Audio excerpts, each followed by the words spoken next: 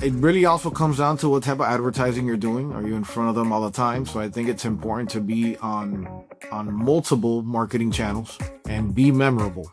Like right now, we just did a billboard where we vandalized it on purpose, and we're literally getting like a ton of calls letting us know that it's vandalized. I'm like, yeah, I know, we heard, but it's just find ways to get creative and get attention, and just be in front of people's faces all the time. On the show, we're going to sit down and talk about the metamorphosis that happens when you become a leader. We'll share our biggest wins and our losses and interview other leaders to find out how they stay in charge without losing their minds. I'm Stephanie. And I'm Zach. Welcome to the Who's in Charge podcast. All right, welcome everybody back to the Who's in Charge podcast. And today I am so excited. I am so excited to bring on Bobby Suarez, who is Sell to Bobby. And I'm so looking forward to our conversation today as somebody who is a leader in our industry and has built such an amazing company, an amazing leadership team, and an amazing brand, which is something that we've been focusing on over the last couple of weeks. So thank you very much. Representing South Florida. This is exciting. Thank you for having me. Appreciate it. Yay. Thanks for being here. Maybe you can start a little bit and catch up the listeners on what you're up to and what your market is, and a little bit of what your business looks like today. And then I want to hear about how the heck you got there. Sure. So the name of my home buying company is selltobobby.com. We're based out of South Florida. We like to go deep in our market, so we'll operate mainly in Miami-Dade, Broward County. And we also, as of June 1st, opened a second office, brick and mortar office in Tampa, Florida. So we hired a chief revenue officer that he actually moved to that market to set it up, get it up and going, and hiring good people over there. And once he's done with that market, he's going to move to another market. So that's what we're up to. What else you want to know? What does your team size look like? How many transactions are you doing a year? Just kind of give us a framework. Sure. So my team, I would say it's somewhere north of 25 people. And this is also a lot of salespeople. We also have a listing department that we recently started, and it's been working well for us. So we could go into detail on that if you like. Where obviously we only get about 6% conversion on our leads that actually come to being a contract. And now what we did is we hired full-time listing agents, and they're on average getting between 8 to 10 listings a month each. And it's already starting to generate about 6 figures a month for us. So that's awesome. Something good that we're doing, that we're generating additional revenue with the same amount of leads and the same amount of ad spend. But yeah, I mean, we've been operating in the South Florida market since about 2012. We actually started, I've been a one-man show, I would say, in business till about 2018. And in 2018, that's when we decided to join a mastermind. And there's where I met different people like Darren, for example, that opened my eyes to advertising and marketing and different marketing channels that we weren't using. And we had a meeting. He suggested we start doing TV advertising. And after a little bit of hesitation, I said yes. And honestly, life's been good since then. Our business has skyrocketed ever since. I remember that. I remember when you started TV ads, and I think you did a rebrand, right? So we were just buying under our holdings company, which is Housing Investments Group. So that we rebranded specifically to selltobobby.com. We wanted to have something memorable. And we immediately started doing commercials, and I just kept on reinvesting money back, from doing that. And now we're doing a bunch of other different marketing channels. Is TV where you guys started for marketing? No, I mean, we were always doing direct mail. At one point, we were cold calling. We were doing a lot of outbound marketing. So then we completely shifted from outbound to inbound. But I would say now, like, TV is our biggest lead source right now, broadcast TV. We also do radio. We have billboards all over town. We still do direct mail. Direct mail's, worked well for us. PPC, things like that. Talk me through that decision, because that was a big decision with a big price tag on it. I'm sure there was a lot of fear around that and transitioning your whole business model and rebranding. How did you work through that? And what do you think made it successful? Yeah, so I remember when he first told me what we should be spending on advertising on TV, and I was like, man. What was it? I mean, $100,000? no, I mean, at that point, I think it was like 35 or something a month, just to even kind of like scratch the surface. Like, this is the minimum I recommend. I recommend a lot more, obviously, in my market. That's a big ticket item. And so I remember we did it, and I don't know if it's luck or not, but I ended up getting my first contract on the second day of after TV went live. Wow. And I remember I was my own lead manager, so I was answering the calls, I was going to the appointments, and I was literally selling the deal, wholesaling the deal right after we left. I remember that one deal we made, I think, a $40,000 pop, and I immediately called Darren. I told him, all right, double up for next month.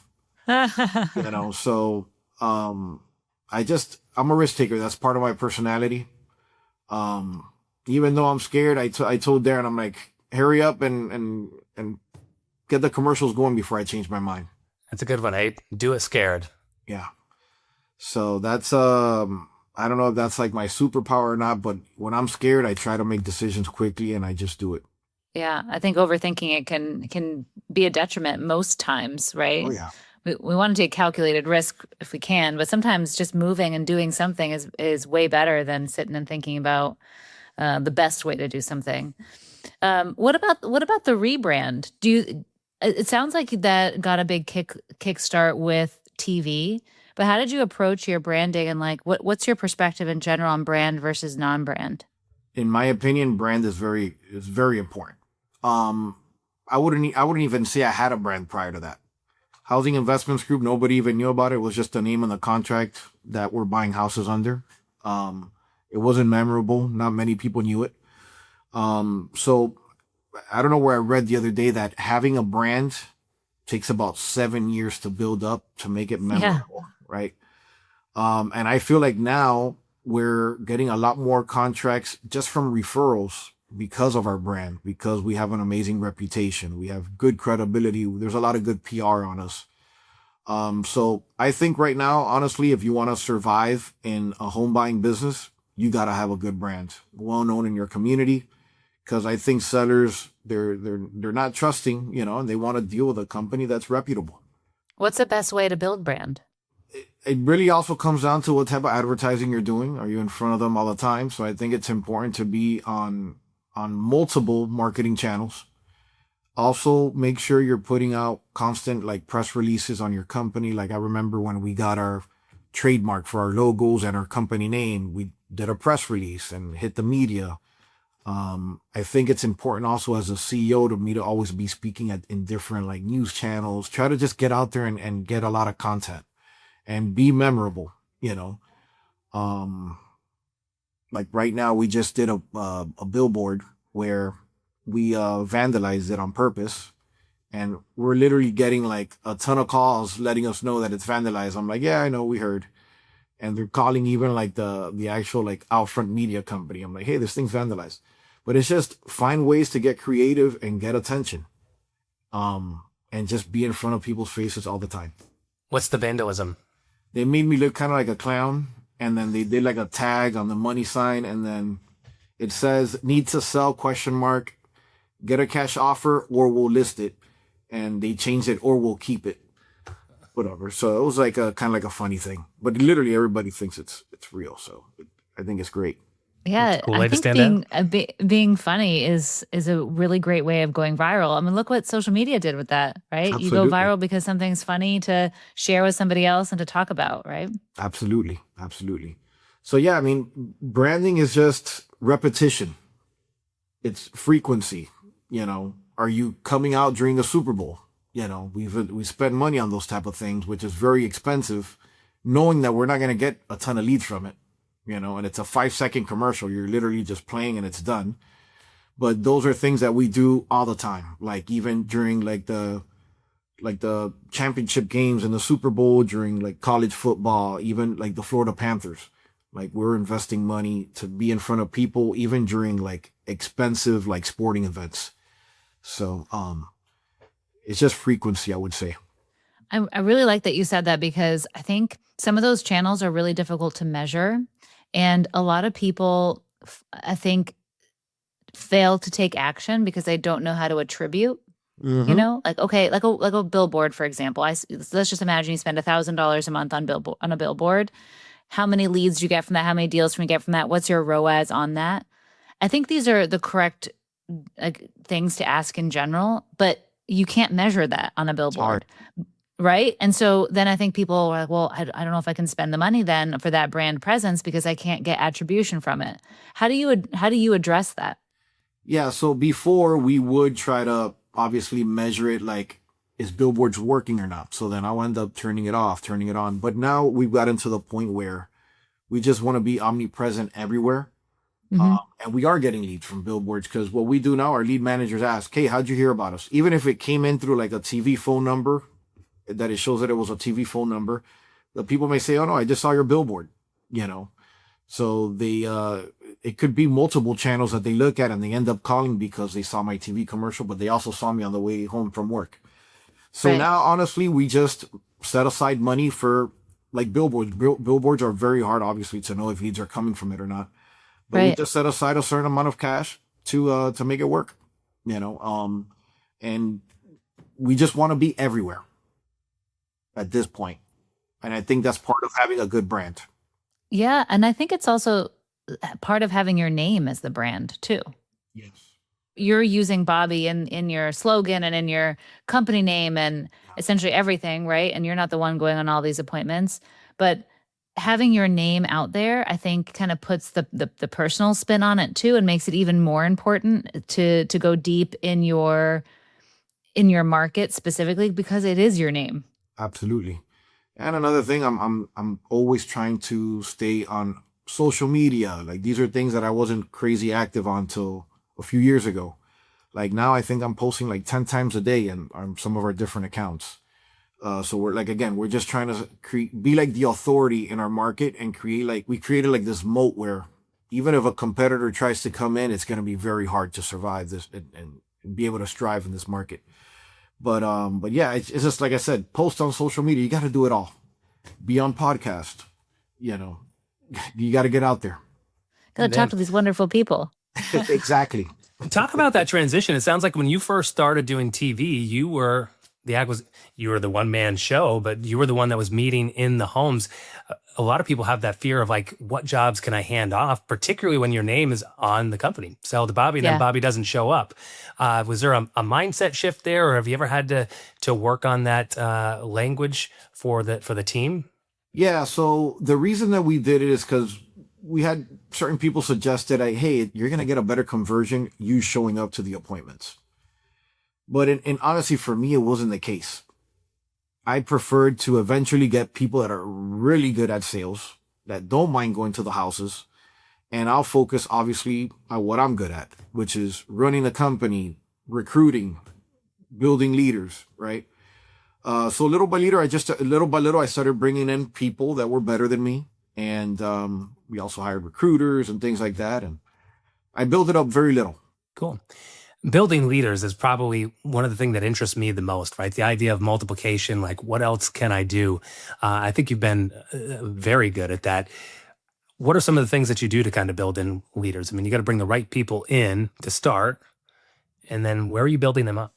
Yeah. So for example, my COO, which Stephanie has met her and spoken to her multiple times. Janina in the house. We'll give her a shout out. The reason I had my eye on bringing Janina on board is mainly because she's an amazing personality. She's obviously good at operations, but I call her a culture enhancer, which is not what I am. So culture enhancers are the ones that people love to work for. Like, she talks to everybody. She's, giving you a hug when you walk in, giving you a kiss. This is what we do down here in South Florida. Not on the lips, obviously. Clarification. For HR listening. Yeah, exactly. But yeah, so I've made it a point to hire a couple culture enhancers in my office because I always tell people, like even my wife, I'm like, if people work for me directly, they probably wouldn't want to work for me. Like, especially like the lower level team members, right? Why do you say that? I don't have a lot of patience for like the little stuff. I like to focus on bigger problems. The little problems kind of like annoy me. And You don't like the chit chat? no, like the office drama, it drives me crazy. So I let other people handle these type of stuff, right? And then, like I said, little by little, we started recruiting. Like we brought in a chief sales officer. We recruited him from another top company that was locally here in South Florida, and we built it little by little. We've hired recruiters. We've through our circle, or from people that we know in our network. I think recruiting and bringing on the right person is, of course, a huge multiplier, right? Like you just need a company is a collection of people who are really good at what they do, right? And can produce results. But I think what's also really challenging about hiring great people is being the company and being the person that they want to work for. Like if you're going to bring in an A player has to want to work there. How did you level up yourself and your company as a whole to make it appealing for an A player to come work for you? Like, what does that structure look like? I'm assuming it's not all financial, there's all these other things. You kind of hinted at that on the culture side. Definitely a lot of emotional too. So look, at the end of the day, people want to come work here because we invest a ton of money in their career. Like we're spending millions of dollars on marketing to make sure we have enough leads so that we're all eating very well, right? But aside from that, on the emotional, like we throw quarterly dinners for the team. We're always taking them out to happy hour. We hang out. We're definitely doing a lot more things aside from work.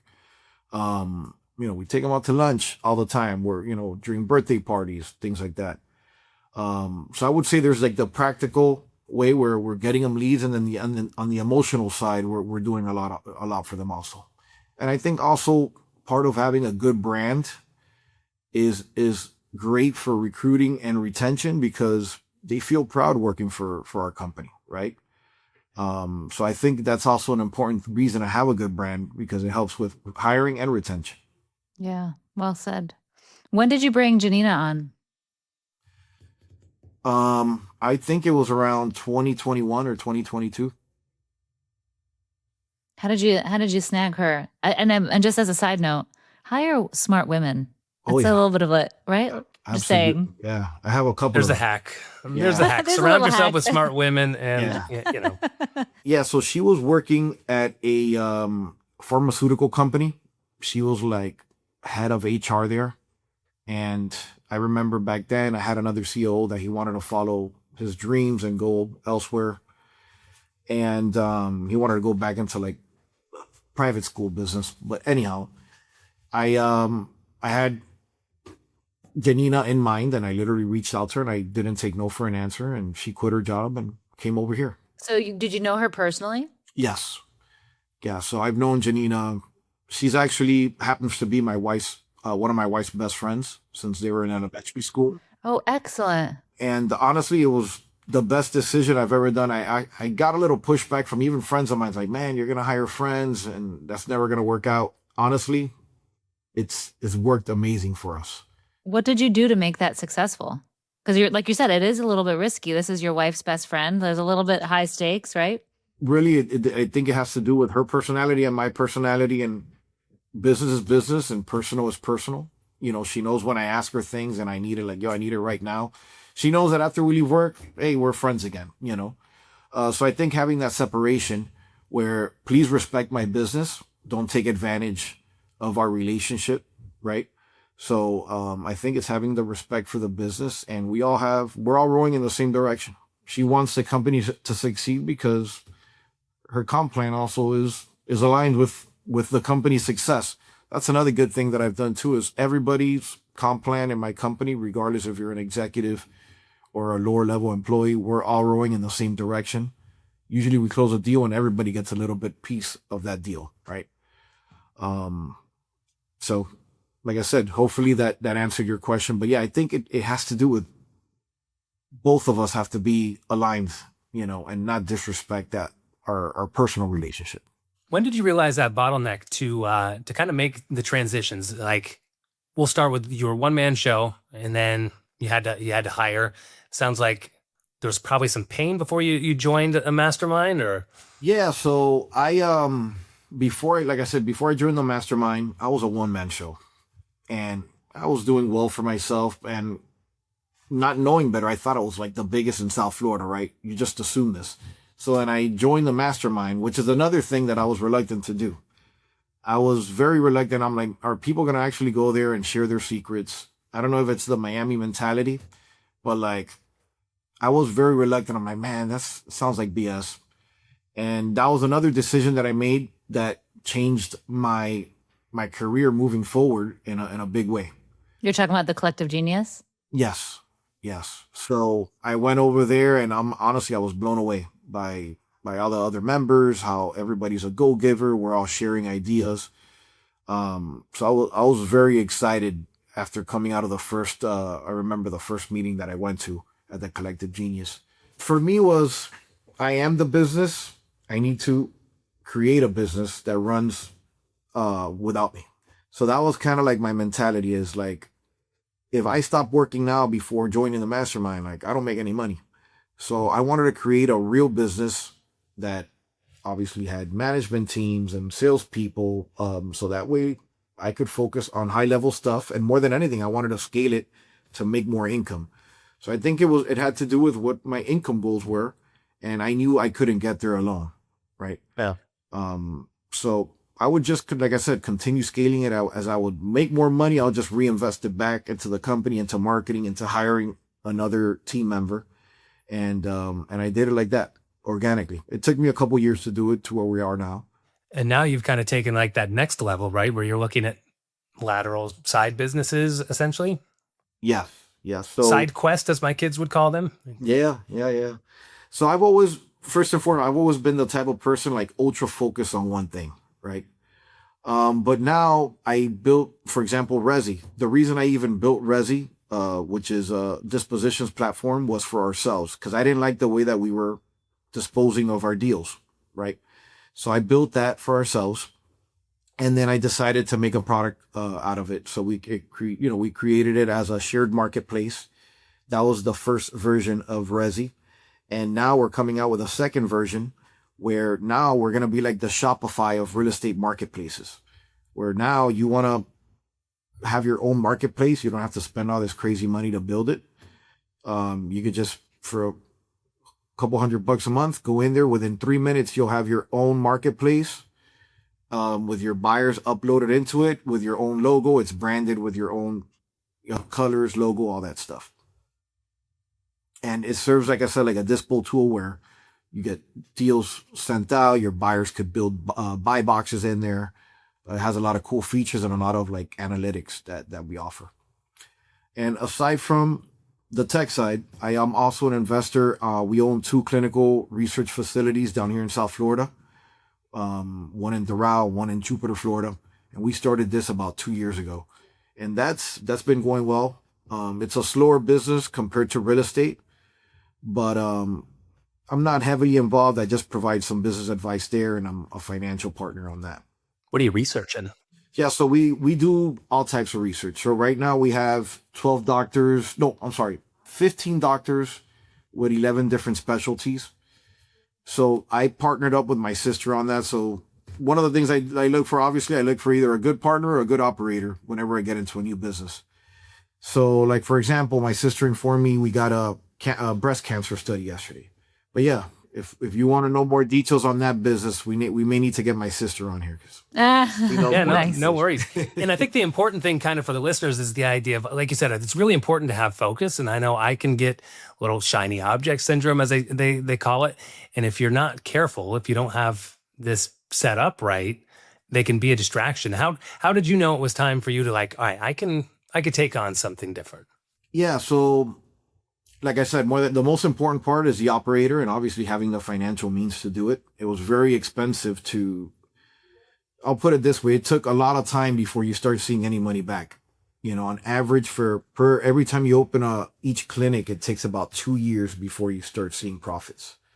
So like I said, it's a very slow moving business. You got to know what you're getting into. So we knew, but once it's making money, it's very lucrative. But I would say you got to have the means to do it and have the right person to help you run that business. People's a big key, right? Like if you're still finding yourself, like I think you've talked before about looking at a org chart, right? If you're sitting in too many of those seats in an org chart, might not be the best time to start a new company, right?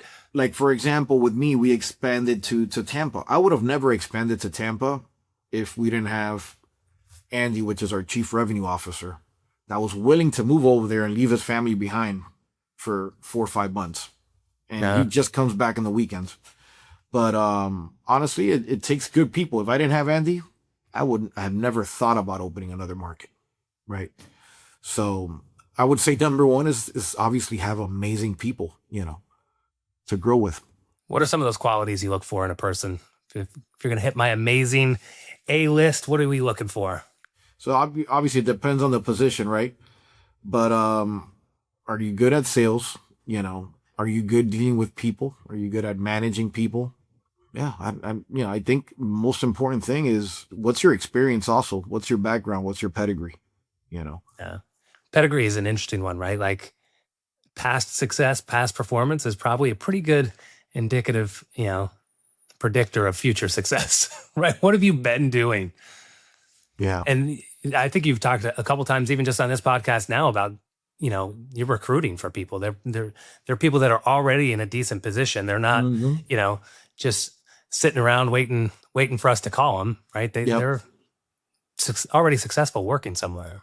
Absolutely. And I've gotten lucky sometimes here and there where there's companies that have actually, like, let's say, closed down, and I've picked up their top talent, right?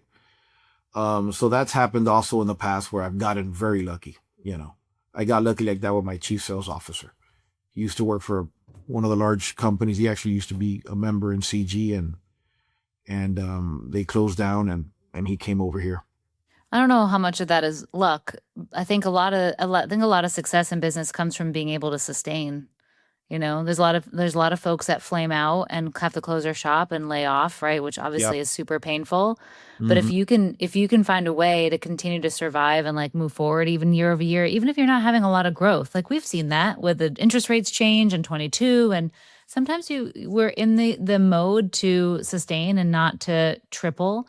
Yep. And if we can hang in the game long enough, sometimes just doing that is enough to get great talent from folks that didn't hang in the game or, made a critical mistake, Absolutely.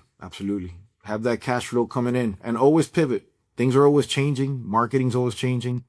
Like, for example, now we're looking at streaming. Broadcast has been decreasing over the last 6-7 years. And even with me, I don't watch TV anymore, and I buy broadcast television, advertising. Have you guys started streaming commercials yet? No, but it does seem like it's getting easier too. So you're talking about OTT and things on it does seem like those companies are getting a little bit stronger on targeting. I think before the last time we really looked into it was like 3 years ago or so, when it was kind of new. Yeah. And it was really hard to like target which like a channel or a time of day like it is with broadcast. So we've just kind of started tipping back into it. Yeah. We were dabbling into it a few years ago, but now I've been nerding out a lot on this. Like, what did you learn? Like CTV, OTT. Like CTV, for example, is non-skippable. Like similar to like broadcast TV, you can't skip it. OTT, you can. What's CTV? Is connected television, and you're pretty much streaming from like an app, things like that. So that looks like regular cable. Exactly. So like you get home, you want to watch a show that is on Paramount Plus, you go in there and the commercials that play on there are considered like CTV commercials. And I'll let you know how it goes. We're actually starting today in South Florida. Oh, really? With CTV campaigns. Yeah. Okay. Very interesting. Yep. I think marketing is interesting because it's kind of like timing, right? Like when we were first looking at it, whatever that was, it might have even been 5 years ago. And I think we were just too early. We were just too early to the my game. mentality was like, you know what, if I'm going to spend money on broadcast, I rather just blanket the whole market. And CTV, I was under the impression that a lot of people weren't watching it just because I wasn't. But that's not the case. Like even now, I got rid of my cable. Now I'm watching YouTube TV, right? So I think a lot of people have been switching over, and I think there's going to be a huge opportunity there over the next couple of years for sure. One of the traits that I've noticed in really phenomenal leaders is to continue to be a student and stay open-minded at things that are changing and being willing to pivot and like question what worked before. I think one of the most dangerous things we can do is like, say like, well, this is how I've always been doing it. Like it worked before. And then you just hang on to things way too long. I've been guilty of that, being like, oh no, I believe in it. I believe in it. And you're like, I should have made that change 3 years ago. Yep. I agree. That's my job as a CEO, is like, look at everything from a 30,000 square foot view. And I'm like, why are we still doing this way? Do this, for example, we did like social media advertising years ago and it didn't work. And I'm hearing it's working now, so we're going to try it again, Yeah. And I think that's part of also being a business owner, is taking risk again, like spend money on advertising, even though you don't know if it's going to work yet or not, So if you're able to, I recommend you definitely take the risk, trying new things out. Yeah. I think one of the misconceptions people have is that everybody's always successful, right? Like everything Bobby does touches to gold. And, oftentimes we don't share a lesson that we learned kind of the hard way, of the idea of, do you have anything that comes to mind when you're like, yeah, this was, quick to action is very good, doesn't always work. And then you just have to pivot, and how you mentally and physically dust your shoulders off and get back up to fight another day. Yeah, that's a great question. I'll have to get back to you on that one. Let me think about some. Maybe I'll tell you before the show ends. You got to tell Carson to cut that off. He's reminded me of the what was it? The Jordan Belfort. Judge me by my losses, because there are so few. Well, I think you know what? I think it's hard to, because people ask me that too. Like, well, tell me about a time like you really messed something up, and like I want to hear about all the failures, right? And of course, there is way more failure than there is success, but you almost develop a short memory for it. You're like, well, I don't know, because it I didn't don't know work. if it's blocked up. I couldn't think of anything, honestly. Yeah, because nothing that comes to mind. You probably did something and you're like, oh, that didn't work, I'll do something different. And you don't even like register this the same way, of like, oh, that sucked, that didn't work. I think it's a certain mindset to get into, or like, oh, it didn't work. Okay, I'm gonna just do something different then. And we don't log failure the same way as entrepreneurs that I think like the average human does. I don't know. I think maybe there's something a little broken in our brain. It's a little bit more optimistic. I don't know if you relate to that or not. Yeah, I don't think that it's broken. I think so. That's actually the reason for success, right? Like I try to have a rule for myself and my family. Like you can only be upset about something long enough to like learn whatever lesson you need, pin the lesson, and forget everything else. Goldfish memory, move on. It's like my wife. I can't tell you one thing she's ever done wrong. Not a single thing. It's and just that's because like, nothing's ever happened. Programmed. Or she puts things in my drink at night. I don't know. One of the two. Good night. No, but you can't. You got to have a short memory. You got to have a short memory for those things, because there's just too many trials. And if you try to, I think it weighs you down, and fear can come roaring back if you're afraid to fail instead of afraid to do the next right thing. Like afraid to not do the next right thing. I can't answer your question now. So, because I actually did a reflection on it after. So I could have opened our Tampa office a little bit more efficiently. I literally moved my guy over there, got him a house, rented a car, have a bunch of employees over there on salary. And then we were trying to figure out marketing. We thought marketing was just going to instantly work like it worked in South Florida, and it didn't. So we're pivoting, trying different marketing sources. And so I kind of did like a reflection point, like, you know what? I didn't see this failure as like, damn, I'm losing money, obviously, right? But I see it as like what not to do when you're opening another market the next time. That's awesome. And like in the beginning of this conversation, you started with the idea of I'm starting here, but I'm already going to other places, right? Like you didn't get defeated. He didn't run home with his tail between his legs. You didn't say I'm never going to start a new market because it was a shit show, right? Like tag that lesson, and our next one, we're going to crush. I'm the type of person that I don't need all the answers to get started. I don't even need like 20%. I'm going to just do it and I'll figure it out. So I'm just a, self-starter, figure things out as we go. And I think that's the best way. I want to circle back just super quick to a little bit of the beginning of your story, where you went from a one-man show to owning a business. I think this is an interesting concept. I think people potentially underestimate what it's going to take, what that transition looks like to doing it all yourself, to running a business. And I think a lot of entrepreneurs, and I've spoken to people too at at CG, they're like, I don't know that I want a big team. I don't know that I want that. What if I want to keep it simple, stay small and keep it all? Or and they kind of waver on the idea of having a team and being the true CEO, if you will, right? Because you can be a CEO and be self-employed, or you can be a CEO and you can have a leadership team and other executives and like large operation. What is your opinion on that? Like making that transition, and if you should or not? So I get asked this question all the time, and I talk about it with other investors locally here in South Florida. So the other day I had a guy tell me, oh no, I want to keep my team small. We want to stay lean. In my opinion, if you're smaller, you're going to work harder than me that has a full team. We have an executive team. Because I think they're working in the business. If they stop working, they're not making any money. So I honestly think you're going to work harder by having a smaller team. And I honestly think it's going to cost you more in the long run. Yeah, and I think you're right. And I think it's also just a little bit of a different skill set. And I think that some people just don't want to manage or lead, And so I think you perceive that being harder. And I think it's also fear. They're scared to take that next step. It's a lot easier to stay where you're at. Why did you make a change? You were the only guy for 6 years. It's a long time. What was the catalyst there where you decided, it sounds like you didn't always decide to have a team because you went 6 years, right? Maybe I'm wrong, but what was that final point where like, okay, no, I'm going to go big now and I want to be a leader? It was honestly going to the collective genius. Okay. What was it about that? Seeing what's possible, or? Yeah, seeing what's possible, what other people are doing in different markets. Nobody in South Florida was doing anywhere near what guys in CG were doing, right? Or at least that I knew about. Right. So yeah, going to CG really, really opened my mind on what was possible. And like I said, I've always loved business. I definitely wanted to scale it. I just didn't even know how to do it. I didn't even know who I needed, So going there and kind of like learning tricks and kind of like buying the cheat codes from other guys that are already doing it. Like, why break your head at trying to figure it out on your own when you could join and be part of a community where they're going to give you the cheat codes?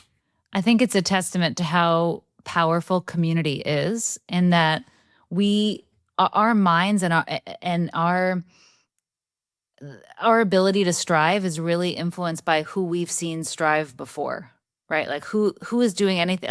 We have no context. We don't know what's possible. Mm-hmm. Yeah, I don't know how to go to Mars. I don't know how to go to the moon unless I've talked to somebody who's done it before, right? And that's obviously an extreme example, but I think you can really underestimate what we have access to in our normal everyday, and how important it is to just get into different pastures and listen to different people and get more exposure, Absolutely. I'll say the same happened for me. Like when I started joining groups, especially Collective Genius, it's just such a special place. And that's how we met, which was cool. But that community of just seeing what is possible, I was like, oh, maybe I can figure it out too. Like, oh, I see other opportunity now, or I see business a little bit differently, right? Yep. No, I think the more people you know, the more money you're gonna make. I truly believe that. So ever since I joined the Collective Genius, now I'm going to constant like networking events, everybody's podcast. Like I said, I try to talk to everybody, which before I was more reluctant. I didn't want to share secrets, things like that. Like I said, it's the Miami mentality, which I got over. It's a little vulnerable. It's vulnerable too, right? It's a journey. What do you think your biggest personal transformation was? Like from who you were then to who you are now, what did you have to level up about yourself? Yeah, so I would say being a leader. And honestly, I remember the first time I had to speak in front of people at CG was one of the scariest moments in my life. And now, honestly, 6, 7 years later, I do it all the time and I don't care. I'm literally getting interviewed by news stations now. So I think overcoming fear of public speaking was one thing that I actually got out of CG. And not caring what other people think, right? And being a leader. And I think that's being a leader, a good leader. It just takes time. a lot of practice, reading a lot of books, hearing a lot of podcasts, and learn different tips and tricks from different places. It's funny that you say that about public speaking, because that's kind of, I haven't like hung my hat on this opinion yet or not, but I'm like gathering it. And that is that one of the best things you can do to develop yourself as a leader is to figure out how to publicly speak, because it takes you to articulate your vision and what you want to say to it landing to a group of people who are like trying to receive something from you or like trying to get value. And what a great example of what a leader is. Like, your whole point of being a leader is to take the big vision, articulate it well enough that people can do something with it. And if you struggle with that, you struggle with public speaking. And if you can start mastering public speaking, then I think you can start mastering more and more leadership in your life and in your business, right? Oh, yeah. You may not have to speak in front of 100 people, but you have to figure out a way to communicate to a lot of people. Absolutely. Yeah. Yeah. I think it's a good, I like that we get the opportunity to have hot seats and jump on stage and share what's working and kind of have like at-bats at that skill. In regular life, you don't really have a lot of at-bats at that skill. Yeah, I don't think CG and Jason and Leon realize how much that helped me out a lot. I almost didn't even go to the meetings. I'm like, I'm not going to do it. You know what? I just forced myself to do it and got better and got better. And I just, the fear went away.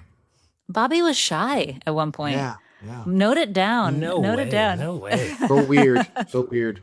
I think this has been awesome. I don't know if anybody has anything else that they want to cover, but I'm just super appreciative of having somebody that we respect and know and have just watched build an incredible organization around you, and now to be able to put out, new businesses, new business ventures, and the fact that you give back. Like I said, you talked about kind of that go-giver mindset that you kind of brought in through CG, and now are bringing it, to your local community now, and it's been just a great time having you on.